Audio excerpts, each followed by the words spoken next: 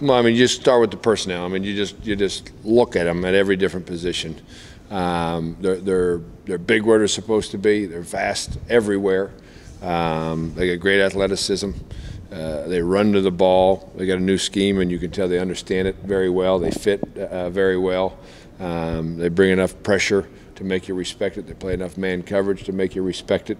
There's not much about that defense that you can't appreciate. There's no fear. I mean, they don't always get in great stances. They don't even always get in perfect alignments because they're a very confident group and know that they can cover. They can get enough pass rush from 4 to give them a short amount of time to cover and do their responsibility. And they both always go hand in hand. You got to have pressure up front and coverage behind to be atop the league in a statistical category like that. I'm not sure who Baylor was that day, running the ball 60 times and not doing a lot of the things that they normally do when they're normally there for them to do it. So I don't know what to fully make on that whole game. I know Texas is outstanding on defense, and it did play a large part of it.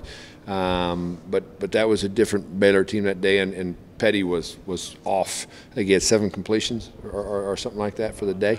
He's just a big, strong, athletic guy. He's not, necessarily a speed burner, but he's athletic enough and fast enough that he's going to gain yards and make plays with his legs.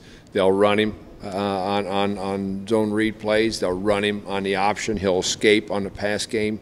And he can throw the ball forever, and he can throw it through that glass if he has to. I saw him one time. He was about ready to get tackled, and he threw a ball. It must have been from here to the tables and chairs on the far end, sort of like this, and the ball traveled that far. I mean, he's extremely strong and capable of doing anything with that ball. I think without a doubt, I mentioned it earlier in the week, I think every week their offense has gotten more confident and started producing more, and I think that's a natural growth progression with a new quarterback and a new offense, and yeah, you can most definitely see that on film.